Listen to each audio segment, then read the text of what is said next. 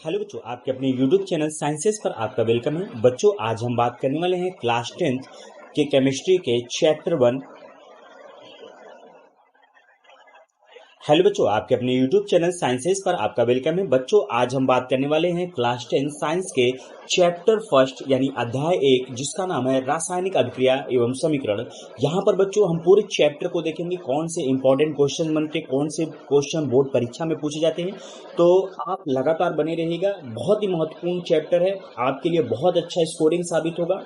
तो देर ना करते हुए आइए स्टार्ट करते हैं आज के अपने टॉपिक को। बच्चों, टॉपिक को स्टार्ट करने से पहले अगर अभी तक आपने चैनल को सब्सक्राइब नहीं किया तो चैनल को जरूर सब्सक्राइब करिएगा और वीडियो को ज्यादा से ज्यादा शेयर करिएगा।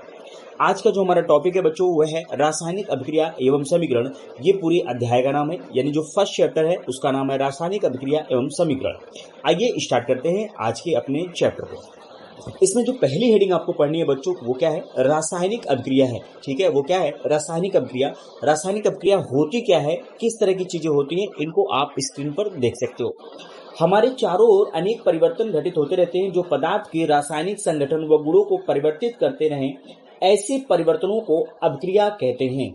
ठीक है, हमारे चारों तरफ बहुत सारी ऐसी घटनाएं घटित होती हैं, ठीक है, जो पदार्थ के रासायनिक संगठन व गुणों को परिवर्तित करते हैं, ऐसे ही परिवर्तनों को अभिक्रिया कहते हैं। उदाहरण के तौर पर जैसे आप देख सकते हो दूध का फटना। हमारे घरों में जो दूध होता है उसको रखते हैं आप तो फट जाता है। जो लोहा होता है उस पर जंग लग जाता है, रस्टिंग हो जाती है। दहन यानी आग लगना, परमाणु विस्फोट आदि जो होती है बच्चों, ये रासायनिक अभिक्रियाएं होती हैं। ठीक है, अब रासायनिक अभिक्रिया की दूसरी परिभाषा अगर हम देखें तो वह अभिक्रिया जिसमें एक या एक से अधिक पदार्थ मिलकर नए पदार्थ का निर्माण करते हैं रासायनिक अभिक्रिया कहलाती है। ठीक है, वह अभिक्रिया जिसमें एक या एक से अधिक पदार्थ मिलकर नए पदार्थ का निर्माण करते हैं वह रासायनिक अभिक्रिया कहलाती है। आइए मैं उदाहरण के द्वारा आपको समझाता हूँ। उदाहरण के तौर पर अगर हम बात करें तो मैग्नीशियम जो धातु होती है उसको अगर आप वायु में, एयर में जलाओगे तो मैग्नीशियम ऑक्साइड का एक सफेद चूर्ण प्राप्त होता है। तो देखिए हम क्या कर रहे हैं, ये मैग्नीशियम है, ठीक है, इसको हम ऑक्सीजन की उपस्थिति में क्या करते हैं, जला देते हैं। ठीक है, तो यहाँ पे हमको क्या प्राप्त हो जाता है, MgO प्राप्त हो जाता है। ठीक है, क्या प्राप्त हो जाता है, MgO।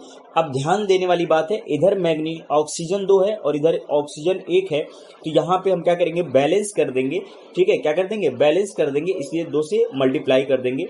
आप यहाँ पर भी चाहो तो 2 से मल्टीप्लाई कर सकते हो। ठीक है, इधर कितने मैग्नीशियम, 2 मैग्नीशियम, कितने ऑक्सीजन, 2 ऑक्सीजन, इधर भी 2 मैग्नीशियम और 2 ऑक्सीजन, ये रिएक्शन बैलेंस हो गई। ठीक है, तो यहाँ पे देख सकते हो कि मैग्नीशियम धातु को वायु में जलाने पर मैग्नीशियम ऑक्साइड का सफेद चूर्ण प्राप्त होता है। तो जब आप मैग्नीशियम को आप जलाओगे ऑक्सीजन की उपस्थिति में तो आपको MgO यानी मैग्नीशियम ऑक्साइड का एक सफेद चूर्ण जो होगा वो प्राप्त हो जाएगा। ठीक है, तो यहाँ पे देखिए एक मैग्नीशियम एक पदार्थ हो गया और दूसरा क्या हो गया, ऑक्सीजन हो गया। ठीक है, तो देखिए एक या एक से अधिक पदार्थ, ठीक है, मिलकर नए पदार्थ का, यहाँ पे देखिए मैग्नीशियम ऑक्सीजन मिलकर क्या बना रहे हैं, मैग्नीशियम ऑक्साइड बना रहे हैं। तो यहाँ पे एक से अधिक पदार्थ हैं और यहाँ पे एक पदार्थ बन रहा है। ठीक है, ये जो पदार्थ बनने वाला है ये कैसा है, नया पदार्थ, इन दोनों से बिल्कुल अलग है। ठीक है, आगे नेक्स्ट जो हमारा इसके अंतर्गत हेडिंग आता है बच्चों वो है रासायनिक समीकरण। क्या है, रासायनिक समीकरण। ये छोटी छोटी डिफिनेशन है जो आपको क्या करना है, याद करना है। तो किसी रासायनिक अभिक्रिया में, ठीक है, किसी रासायनिक अभिक्रिया में भाग लेने वाले पदार्थों को हम सूत्र द्वारा प्रदर्शित करते हैं, इसी को हम रासायनिक समीकरण कहते हैं। ठीक है, तो ऊपर देखिए आप देख सकते हो यहाँ पे लिखा है मैग्नीशियम धातु को वायु में जलाने पर मैग्नीशियम ऑक्साइड का सफेद चूर्ण प्राप्त होता है। ये जो लाइन लिखी हुई है इसको हमने इक्वेशन के थ्रू, किसके थ्रू, इक्वेशन के थ्रू हमने क्या कर दिया, प्रदर्शित कर दिया। किसके थ्रू, इक्वेशन के थ्रू हमने इसको प्रदर्शित कर दिया। इसी को हम रासायनिक समीकरण कहते हैं। यानी लिखी हुई चीज को अगर आप समीकरण के द्वारा प्रदर्शित करते हो तो इसी को रासायनिक समीकरण कहते हैं। ठीक है, तो किसी रासायनिक अभिक्रिया में भाग लेने वाले पदार्थों को सूत्र द्वारा प्रदर्शित करना रासायनिक समीकरण कहलाता है। ठीक है, क्या कहलाता है, रासायनिक समीकरण कहलाता है। और जो इसमें रासायनिक अभिक्रिया में भाग लेते हैं उनको अभिकारक और जो बनने वाले पदार्थ हैं उनको उत्पाद कहते हैं। तो देख सकते हो ये जो मैग्नीशियम और ऑक्सीजन है ये यहाँ पे अभिकारक का काम करेंगे। इन दोनों के मिलने से यहाँ पे मैग्नीशियम ऑक्साइड बन रहा है, इसी को हम क्या कहते हैं बच्चों, उत्पाद कहते हैं। ठीक है, तो कुछ ये इंपॉर्टेंट क्वेश्चन थे जो चैप्टर के अंतर्गत आते हैं। नेक्स्ट जो हमको इसके अंतर्गत बच्चों हेडिंग पढ़नी है वो पढ़नी है रासायनिक समीकरण लिखने के नियम। रासायनिक समीकरण को आप ऐसे ही नहीं लिख पाएंगे, उसके लिखने के लिए कुछ रूल और रेगुलेशन है जिसको हम रासायनिक समीकरण लिखने के नियम से जानते हैं। कुछ इंपॉर्टेंट पॉइंट्स हैं जो आपको बहुत अच्छे से ध्यान देना है। जैसे यहाँ पे आप देख सकते हो, यहाँ पे ये वाला आप इक्वेशन में देखिए, किन्हीं दो अभिकारक व उत्पादों के बीच सदैव धन चिन्ह का उपयोग किया जाता है, यानी किन्हीं दो अभिकारक व उत्पाद के बीच सदैव प्लस साइन का उपयोग किया जाता है। तो आप देखिए यहाँ पे ये जो नाइट्रोजन और हाइड्रोजन है, यहाँ पे ये जो नाइट्रोजन और हाइड्रोजन है, ये किसकी तरह काम कर रहे हैं? अभिकारक की तरह काम कर रहे हैं। किसकी तरह? ये अभिकारक की तरह काम कर रहे हैं। ठीक है, तो दो अभिकारकों के बीच में आप देख सकते हो कैसा साइन लगा हुआ है, ये धन चिन्ह लगा हुआ है। तो इसी को कह रहे हैं किन्हीं दो अभिकारकों व उत्पादों। अच्छा, यहाँ पे कुछ सपोज दैट एग्जांपल के तौर पे मान लीजिए कुछ और लिखा होता तो यहाँ पर भी प्लस साइन लगा होता है, ये ध्यान देने वाली बात है। तो किन्हीं दो अभिकारकों व उत्पादों के बीच सदैव धन चिन्ह लगाया जाता है। ठीक है, दूसरा पॉइंट कह रहे हैं अभिकारक को बाईं ओर तथा उत्पाद को दाईं ओर लिखा जाता है। तो आप देख सकते हो ये जो एरो है, ठीक है, ये जो क्या है, एरो है, आप देख सकते हो ये जो तीर का निशान है, ठीक है, इसके बाईं ओर जो लिखा गया है वो अभिकारक है और दाईं ओर जो लिखा गया है ये क्या है, उत्पाद है। ठीक है, यानी ये इस तरह की चीजों को आप लिख सकते हैं। नेक्स्ट जो आपको लाइन दिख रही है वो क्या है बच्चों, ध्यान देने वाली बात है कि अभिकारक व उत्पाद के बीच सदैव तीर चिन्ह का उपयोग किया जाता है। तो आप देख सकते हो ये अभिकारक है और ये क्या है, उत्पाद है, इनके बीच इस तीर का निशान है। आप ऊपर भी रासायनिक देख सकते हो, ये अभिकारक है और ये उत्पाद है, इनको लिखने के बीच लिए हमें बीच में तीर का चिन्ह का उपयोग करना पड़ता है। आगे देखिए, रासायनिक अभिक्रिया दो प्रकार की होती है, मैं आपको बता दे रहा हूं। पहला तो उत्क्रमणीय होती है और दूसरा जो होती है वो अनुत्क्रमणीय होती है। कैसी होती है? अनुत्क्रमणीय होती है। ठीक है, यानी एक बार रिएक्शन, सुनिए इसको कैसे आप जस्टिफाई करोगे, किस तरह से आप इस चीज को समझोगे कि अगर एक बार रिएक्शन हो गई, जैसे एग्जांपल के तौर पर अगर मैं आपको बताऊं, मैंने कार्बन यानी कागज को हम कार्बन के द्वारा रिप्रेजेंट करते हैं, मैंने कार्बन को ऑक्सीजन की उपस्थिति में जला दिया। ठीक है, और जलाने पे हमें पता है धुआं का, जब भी कागज को जलाओगे तो धुआं निकलेगा, यानी कार्बन डाइऑक्साइड हो गया। ठीक है, तो यहाँ पे जब हम कार्बन को ऑक्सीजन की उपस्थिति में जलाते हैं तो कार्बन डाइऑक्साइड यानी राख बन गया। ठीक है, अब ये राख कभी भी ऑक्सीजन और कार्बन में कन्वर्ट नहीं हो गया, मतलब एक बार जो रिएक्शन हो गई, वो पीछे लौट के वापस नहीं आ सकती। तो इस तरह की अभिक्रिया को हम अनुत्क्रमणीय अभिक्रिया कहते हैं। कैसे कहते हैं? अनुत्क्रमणीय अभिक्रिया कहते हैं। ठीक है, जबकि नीचे रिएक्शन आप देख सकते हो कि अभिक्रिया का तरीका जो दूसरा है वो कैसा है, उत्क्रमणीय अभिक्रिया। कैसा है? उत्क्रमणीय अभिक्रिया है। उत्क्रमणीय अभिक्रिया क्या होता है, यानी आप देखो यहाँ पे इस रिएक्शन में देख सकते हो आप कि नाइट्रोजन और हाइड्रोजन मिल के अमोनिया का निर्माण कर रहे हैं। ठीक है, तो कहोगे कि एक नाइट्रोजन और 3 हाइड्रोजन मिल के 2 अमोनिया का निर्माण कर रहे हैं। आप देख सकते हो आधा तीर का निशान ऊपर की तरफ लगा है और आधा तीर का निशान नीचे की तरफ लगा है, मतलब ये रिएक्शन स्टार्ट तो हो गई, होनी शुरू हो जाएगी। ठीक है, लेकिन जब ये इधर मान लीजिए रिएक्शन 50% हो गई और इधर भी 50% हो गई, अब क्या होगा, ये रिएक्शन होनी बंद हो जाएगी। अब ये रिएक्शन पीछे की तरफ होगी, अमोनिया क्या होगा, टूट के आपको हाइड्रोजन और नाइट्रोजन दे सकता है। तो पढ़ने का तरीका क्या है, आप सिंपलीफाई समझिए, सारी चीजों को छोड़ दिए, आप बस इतना समझिए कि नाइट्रोजन और हाइड्रोजन मिलकर अमोनिया का निर्माण करते हैं और अमोनिया टूटकर आपको हाइड्रोजन और नाइट्रोजन देगा। तो इस तरह की जो अभिक्रिया होती है वो उत्क्रमणीय अभिक्रिया कहलाती है। ठीक है, आगे आइए, आगे जो हमें देखना है बच्चों वो है अभिक्रिया के प्रकार। अभिक्रिया के कई प्रकार होते हैं जो आगे आपको मिलेंगे, तो एक एक करके हम देखते हैं। अभिक्रिया के जो प्रकार है बच्चों वो निम्नलिखित प्रकार के होते हैं। उसमें सबसे पहला जो अभिक्रिया का प्रकार है वो है संयोजन अभिक्रिया। ठीक है, संयोजन अभिक्रिया जो होती है वो पहला प्रकार है यहाँ पे। ठीक है, हम ABCD करके देखते हैं। तो संयोजन शब्द का मतलब ही होता है बच्चों जुड़ना। ठीक है, संयोजन शब्द का मतलब क्या होता है, जुड़ना यानी ऐड होना। तो अब एक ऐसी अभिक्रिया जो जुड़ के बने वो संयोजन अभिक्रिया कहलाती है। एक ऐसी अभिक्रिया जो जुड़कर बने उसी को क्या कहते हैं हम, संयोजन अभिक्रिया। तो देखिए, जब 2 या 2 से अधिक पदार्थ मिलकर या संयोग करके, संयोग का मतलब क्या होता है, जुड़ना, एकल उत्पाद का निर्माण करते हो तो उस अभिक्रिया को संयोजन अभिक्रिया कहते हैं। यानी आप देख सकते हो अमोनिया एक पदार्थ हो गया यहाँ पे, ठीक है, और HCl यानी हाइड्रोजन क्लोराइड ये दूसरा हो गया। ये दोनों मिलकर अगर एक पदार्थ का निर्माण करते हैं जिसे हम अमोनिया ठीक है, और HCl यानी हाइड्रोजन क्लोराइड ये दूसरा हो गया। ये दोनों मिलकर अगर एक पदार्थ का निर्माण करते हैं जिसे हम अमोनियम क्लोराइड के नाम से जानते हैं, तो इस तरह की अपक्रिया संयोजन अपक्रिया कहलाती है।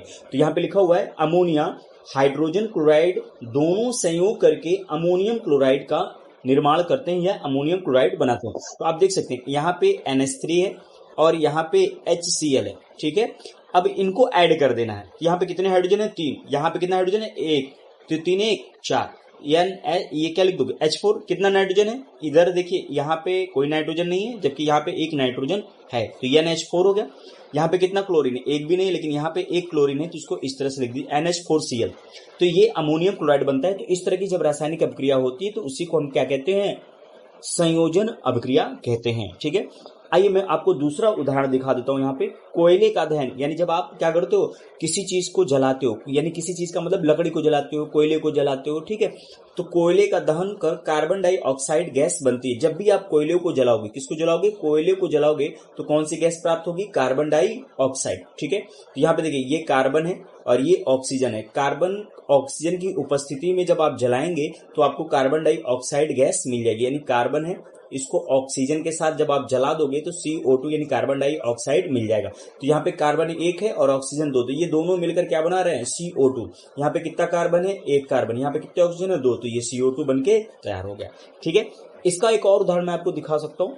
स्क्रीन पर आप देखिए कार्बन मोनोऑक्साइड। देखिए जब एक कार्बन और 2 ऑक्सीजन हो तो इसको कार्बन डाइऑक्साइड कहते हैं। जब एक कार्बन और 1 ऑक्सीजन हो तो इसको कार्बन मोनोऑक्साइड के नाम से जाना जाता है। तो कार्बन मोनोऑक्साइड किसके साथ क्रिया कर रहा है? क्लोरीन यानी Cl के साथ क्लोरीन से क्रिया करके कार्बोनिल क्लोराइड नामक एक गैस बनाता है, ठीक है। कैसा गैस बनाता है? कार्बोनिल क्लोराइड नामक एक गैस बनाता है। तो यहाँ पे देख लीजिए कार्बन मोनोऑक्साइड है और ये क्लोरीन है, दोनों मिलके क्या बना रहे हैं? COCl2, जिसे हम कार्बोनिल क्लोराइड के नाम से जानते हैं। खास बात है कि यह बहुत विषैली गैस होती है, इसे फास्जिन भी कहते हैं। यानी ये दूसरी इसका दो कार्बोनिल क्लोराइड है, इसका दूसरा नाम क्या होता है? फास्जिन भी होता है। ये बहुत जहरीली गैस होती है। तो यहाँ पे आप देख सकते हो कार्बन मोनोऑक्साइड और क्लोरीन ये दोनों मिलकर एकल उत्पाद का निर्माण कर रहे हैं, जिसे कार्बोनिल क्लोराइड के नाम से जानते हैं। तो ये बच्चों आपकी पहली अपक्रिया थी, जिसको हमने पढ़ा था संयोजन अपक्रिया के रूप में। अब जो दूसरी अपक्रिया है वो आपको स्क्रीन पर दिख रही होगी, वियोजन अपक्रिया। कौन सी अपक्रिया? वियोजन अपक्रिया जो होगी वो दिख रही होगी। वियोजन अपक्रिया जो होती है, वियोजन अपक्रिया का मतलब जो होता है बच्चों, अगर आप ध्यान समझिए तो वियोजन अपक्रिया का मतलब होता है टूटना। क्या होता है? टूटना, ब्रेक डाउन। यानी एक ऐसी अपक्रिया जो टूट कर बनी हो उसको हम वियोजन अपक्रिया कहते हैं, या आप टूटी हुई अपक्रिया को भी वियोजन अपक्रिया कह सकते हो, ठीक है। तो आइए देखते हैं वियोजन अपक्रिया के अंतर्गत कौन कौन सी चीजें हैं। जब कोई एक पदार्थ बाहरी प्रभाव के कारण, बाहरी प्रभाव के मतलब बाहर से कोई फोर्स लगा के, बाहर से कोई एलिमेंट डाल के आप उसको ब्रेक डाउन कर रहे हो, बाहरी प्रभाव के कारण टूट जाता है, तो वो अपक्रिया वियोजन कहलाती है। यह अपक्रिया प्रकाश के द्वारा, यानी प्रकाश का इस्तेमाल करके आप किसी अपक्रिया तोड़े तो प्रकाशिक अपक्रिया हो गई।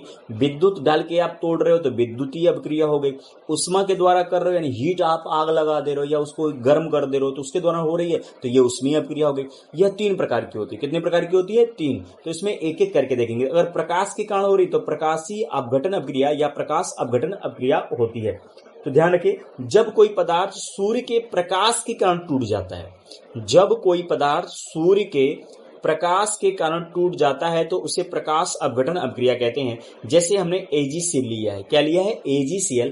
आप इस पे सूर्य का प्रकाश डालोगे तो ये किस में टूटेगा? कितने Ag यहाँ पे देखिए, ये जो आगे के नंबर हैं इन दोनों से मल्टीप्लाई, यानी Ag के साथ भी मल्टीप्लाई होगा और Cl के साथ भी मल्टीप्लाई होगा। यानी इसको आप AgCl 2 है ना, तो इसको कैसे लिख सकते हो आप? 2Ag और 2Cl, या फिर इसको और भी लिख सकते हो Cl2 के फॉर्म में आप लिख सकते हो। तो इस तरह से ये लिखा जाता है, ठीक है। ध्यान देने वाली बात है। यहाँ पे कितने AgCl हैं? 2 AgCl हैं आपके, ठीक है। ये जो 2 AgCl हैं, इनको जब आप तोड़ोगे तो किसमें? 2 Ag और 2 Cl2 में टूटेंगे, वही कहानी होगा। ये श्वेत श्याम अपक्रिया में इस्तेमाल होते हैं, यानी ये ब्लैक व्हाइट फोटोग्राफी में प्रयोग किया जाता है। जो पहले के जो कैमरास होते थे उसमें पिक्चर क्लिक करके एक नेगेटिव मिलता था, उसको हम कहाँ लेबोरेटरी में भेजते थे, ठीक है। तो वहां से फिल्म बन के आपकी फोटो बन के तैयार होके आती थी, तो उसमें इसका इस्तेमाल होता था। इसीलिए इसको श्वेत, क्योंकि व्हाइट फोटो देता था, कैसा? ब्लैक एंड व्हाइट फोटो देता था, ठीक है। तो इसीलिए इसको श्वेत श्याम कहा जाता है। ये फोटोग्राफी में इस्तेमाल किया जाता है, ठीक है।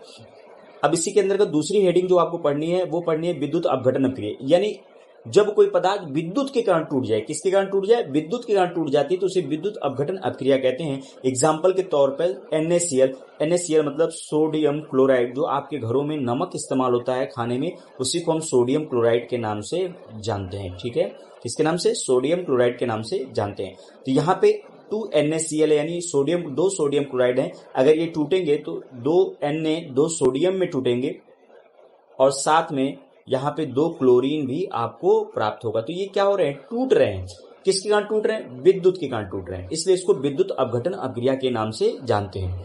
तीसरा जो है वो है उष्मीय अपघटन अपक्रिया। कौन सी अपक्रिया, उष्मीय अपघटन इस अपक्रिया का मतलब क्या हो गया कि जब कोई पदार्थ उष्मा के कारण टूट जाता है, किसके कारण टूट जाता है, उष्मा के, तो उसे उष्मीय अपघटन अपक्रिया कहते हैं। जैसे कैल्शियम कार्बोनेट, ये क्या होता है, कैल्शियम कार्बोनेट जो होता है वो चूना होता है, इसको जब आप पानी में डालोगे या उसमें कुछ भी करोगे, उसमें अपघटन के दौरान आप इसको ब्रेक डाउन करोगे तो ये कैल्शियम ऑक्साइड और कार्बन डाइऑक्साइड के फॉर्म में टूट जाता है। तो ये उष्मा के कारण टूट रहा है तो उष्मीय अपघटन अपक्रिया। एक एक करके फिर से देख लेते हैं।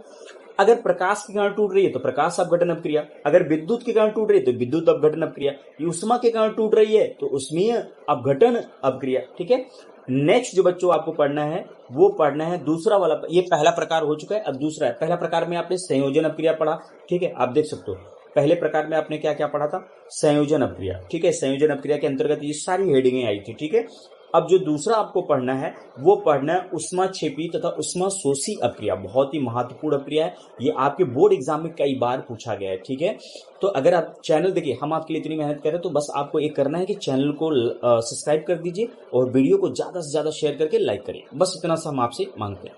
देखिए दूसरा जो पॉइंट है वो क्या है, उष्माक्षेपी तथा उष्माशोषी अपक्रिया। इसको एक्सोथर्मिक या फिर आप एंडोथर्मिक रिएक्शन भी बोल सकते हो। ठीक है, ये अपक्रियाएं जो होंगी उष्मा परिवर्तन के साथ पूरी होती हैं। ठीक है, उष्मा परिवर्तन मतलब या तो आपको उष्मा देनी पड़ेगी या तो उष्मा आपको रिएक्शन देगी। नहीं समझ रहे, कहने का सेंस है अपक्रिया कराने के लिए या तो आपको उष्मा बाहर से देनी पड़ेगी या फिर जो अपक्रिया हो रही है उस अपक्रिया के दौरान रिएक्शन आपको उष्मा प्रोवाइड कराएगा।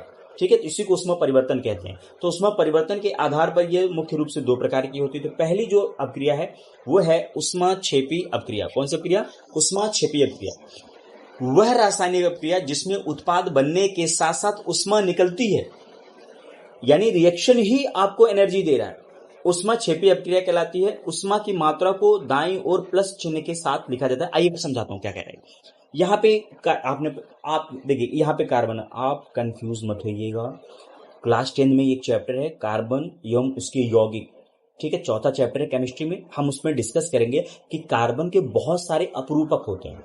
तो सी का मतलब सिर्फ कार्बन नहीं होगा, सी का मतलब कोयला भी होगा, ग्रेफाइट भी होगा, बहुत सारी चीजें होती हैं, 2 से 3 अपरूपक होते हैं। तो सी का मतलब यहाँ पे ग्रेफाइट। ठीक है, तो यहाँ पे एक ग्रेफाइट ले लिया हमने, ऑक्सीजन ले लिया। ठीक है, ग्रेफाइट की रिएक्शन जब ऑक्सीजन के साथ कराओगे तो कार्बन डाइऑक्साइड मिलेगी और साथ ही साथ 94 किलो कैलोरी ऊर्जा भी रिएक्शन आपको प्रोवाइड करेगा।